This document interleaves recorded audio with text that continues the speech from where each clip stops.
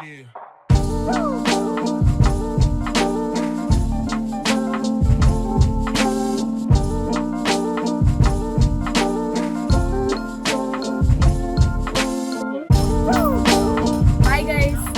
To my channel Renu Sharma. So ఇవాళ అయితే మేము తిరుపతిలో ఉన్నాము. తిరుపతిలో ఏంటంటే శశాంక్ పుట్టి పెరిగిన ఊరు కాబట్టి సో కానీ ఇంకా తిరుపతి అంటే లార్డ్ వెంకటేశ అందరికి ఇష్టమైన ప్లేస్. నాకైతే చాలా ఇష్టం. ఇక్కడ ఎంత పీస్ఫుల్ ఉంటుందంటే ఇక్కడ వస్తే మాత్రం ఆ పీస్ఫుల్నెస్సే వేరు. సో ఇవాళ వచ్చాం కాబట్టి ఇలా ఈవినింగ్స్ అయితే ఇంకా బాగుంటాయి తిరుపతిలో. ఇట్లా ఈవినింగ్స్ మనం రోడ్ మీద వెళ్తుంటే ఆ వ్యూ కానీ ఆ చెట్లు ఆ నేచర్ అమేజింగ్ అనమాట. అయితే ఇవాళ ఏం చేస్తున్నామంటే మనకి అక్కడ ఇస్కాన్ టెంపుల్ మా ఇంటికి చాలా దగ్గరలోనే ఉంటుంది. సో ఇస్కాన్ టెంపుల్కి వెళ్దామని అనుకుంటున్నాం. నైట్లో ఇస్కాన్ టెంపుల్ వ్యూ చాలా బాగుంటుంది. నాకు బెంగళూరు ఇస్కాన్ టెంపుల్ కన్నా తిరుపతి ఇస్కాన్ టెంపులే చాలా బ్యూటిఫుల్గా అనిపిస్తుంది. ఎందుకో మరి తెలీదు. నేను బెంగళూరులో కూడా చూశాను కానీ తిరుపతిలో ఇస్కాన్ టెంపుల్ ఆ బ్యూటీయే వేరన్నమాట. సో ఇప్పుడు మేము అక్కడికి వెళ్దాం అనుకుంటున్నాం. ఆ లైటింగ్స్ ఆ వ్యూ అంతా నేను మీకు చూపిస్తాను. సో ఈ తిరుపతి డే ఎలా ఉంటుందో చూద్దాం. ఫైనలీ మేమైతే ఇస్కాన్ టెంపుల్ చేరుకున్నాం. ఇట్స్ ఎ కూల్ ఈవినింగ్ అనమాట. కూల్ ఈవినింగ్లో కూల్గా దర్శనం చేసుకున్నాం. సో ఇదైతే చాలా బ్యూటిఫుల్గా లైటింగ్స్తో డెకోర్ చేశారు. ఇక్కడ వర్షం పడుతుందని చెప్పేసి అది కూడా వేశారనమాట. తడకలు వేస్తారు కదా, సో అట్లా వేశారు. అండ్ ఇక్కడ బ్యూటీ మొత్తం ఈ లైట్స్తోనే. ఈవినింగ్ ఎవరైనా టెంపుల్కి నైట్ ఎక్కువ విజిట్ చేస్తారు, ఎందుకంటే నైట్ అట్రాక్షన్ చాలా వేరే ఉంటుంది కదా. సో మార్నింగ్ ఆ లైటింగ్స్ అనేది అంతా ఉండదు. అదే ఈవినింగ్స్ అయితే మనం అన్ని గార్డెన్స్లో కూడా లైటింగ్ చూడొచ్చు. సో ఇక్కడైతే నేను ఫైనల్గా ఎంటర్ అయిపోతున్నా ఇస్కాన్లోకి. అండ్ ఇస్కాన్ అనేది నేను ఎప్పుడు తిరుపతి వచ్చినా కూడా నేను విజిట్ చేస్తా, అంత ఇష్టం నాకు. ఇక్కడ ఈ లోపల ఇంటీరియర్ కానీ ఈ ఆర్కిటెక్చర్ చాలా బ్యూటిఫుల్గా ఉంటుంది. అంతా గోల్డ్ ప్లేటింగ్తో చేశారు చూడండి ఇదంతా. అండ్ ఇక్కడ ఇది ఫైనల్గా నేను లోపల వెళ్తున్నాను అనమాట. పైన చూసారా, అది ఆ సీలింగ్ కూడా మీకు చాలా ఆర్టిస్టిక్ వేలో డిజైన్ చేశారు. అండ్ ఫైనల్గా మన రాధాకృష్ణుడు విత్ అందరు గోపికలు, వీళ్ళ డ్రెస్సింగ్స్ ఎంత బాగుంటాయంటే ఆహా, నాకైతే ఈ కలర్ కాంబినేషన్స్ ఎంత నచ్చుతాయి. ఎవ్రీడే ఒక్కొక్క డ్రెస్సింగ్ వేస్తారు, ఒక్కొక్కలాగా. ఇప్పుడు అందరు సేమ్ డ్రెస్సింగ్లో ఉన్నారు కదా. నేను లాస్ట్ టైం వచ్చినప్పుడేమో ఒక్కొక్కరికి ఒక్కొక్క డ్రెస్ ప్యాటర్న్ వేశారు, అది చాలా బ్యూటిఫుల్ ఉండే. అండ్ ఇక్కడైతే ఈ బొట్టు పెట్టుకోవాలనిపించింది నాకు, అందరు పెట్టుకుంటుంటే నాకు కూడా చాలా నచ్చింది, పెట్టుకున్నా నేను కూడా. అండ్ ఇక్కడ అన్నీ లోపలంతా ఇంటీరియర్గా పెయింటింగ్స్ ఇవన్నీ. ఇస్కాన్ టెంపుల్కి ఇంకో స్పెషాలిటీ ఉందన్నమాట. ఏంటంటే ఇది చాలా వీళ్ళు చారిటబుల్ ట్రస్ట్ లాగా కూడా ఉంటుంది. చాలామందికి డొనేషన్స్ ఇస్తారు వీళ్ళు, లైక్ స్కూల్ పిల్లలకి కానీ వాళ్ళకి ఫ్రీగా ఫుడ్ పెట్టడం, mid day meals and cow donation and everything. వీళ్ళు చాలా వీటికి చాలా ఫేమస్ అన్నమాట ఈ ఇస్కాన్ టెంపుల్.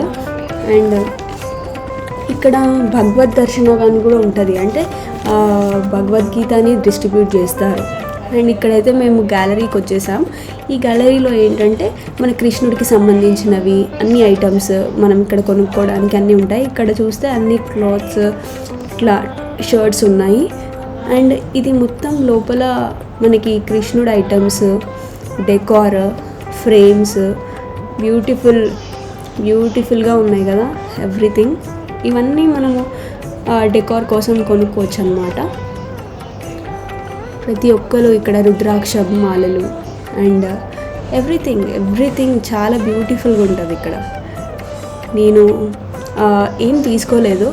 అండ్ ఇక్కడ వచ్చేసి బుక్స్ అన్నమాట, డిఫరెంట్ కైండ్స్ ఆఫ్ బుక్స్ ఉంటాయి ఇక్కడ. నేనైతే ఇది సెల్ఫ్ రియలైజేషన్ బుక్ ఒకటి చూస్తున్నా, కానీ చదివే టైం ఉండదు, అందుకే తీసుకోలేదు, జస్ట్ చూసాను అంతే. అండ్ ఇది చాలా స్పెషాలిటీ ఏంటంటే ఇక్కడ ఫుడ్.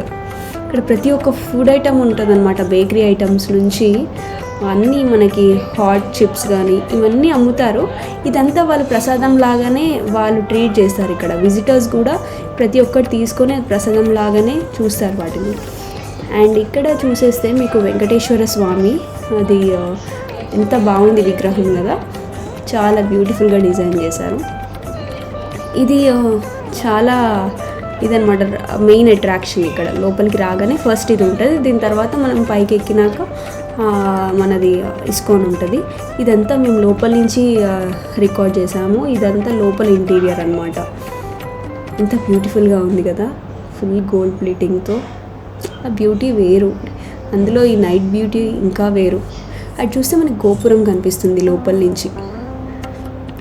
సో అది ఫైనల్గా నేనైతే ప్రసాదం తీసుకోవడానికి వచ్చేసా.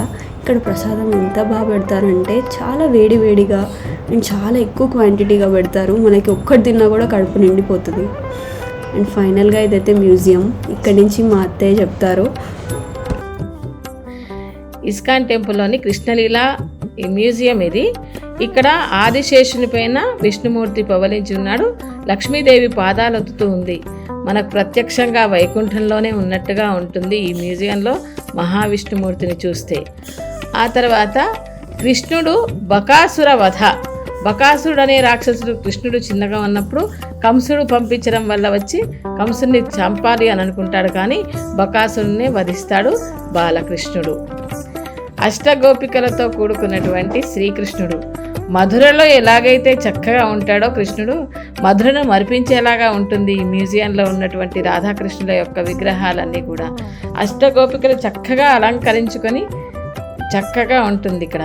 ఆ తర్వాత సీతారామ లక్ష్మణులు హనుమంతుడితో కూడుకొని చక్కగా హనుమంతుడితో నమస్కరించుతున్నటువంటి హనుమంతుని చూస్తే మనకు విధేయత అనేది మనం ఎలా అలవర్చుకోవాలో తెలుస్తుంది. ఆ తర్వాత పంచతత్వాలు ఎలా ఉంటాయో పంచతత్వాలలో ఉన్నటువంటి భగవంతుడు శ్రీకృష్ణ పరమాత్మ మన భగవద్గీతలో చెప్పినలాగా ఉంటుంది ఈ విగ్రహాలన్నీ కూడా. ఆ తర్వాత గోవర్ధనగిరిని ఎత్తినవాడు.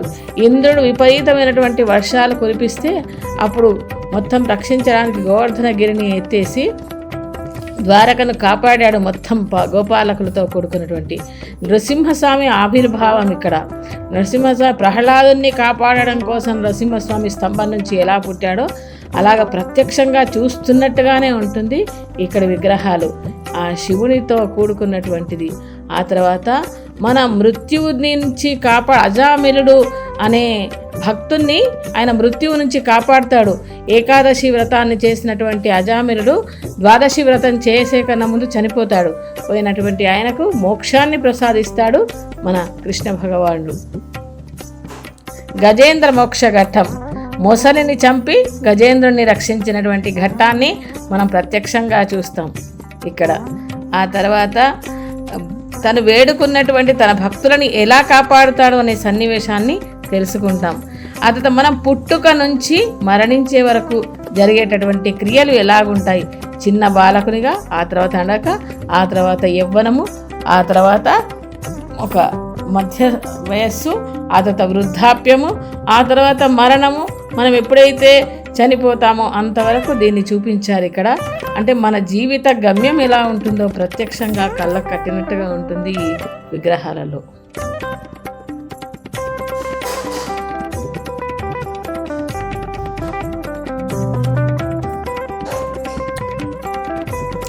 చెరసాలలో పుట్టినటువంటి కృష్ణుణ్ణి యమునా నది దాటించి మధురకు తీసుకెళ్తున్నటువంటి ఘట్టం.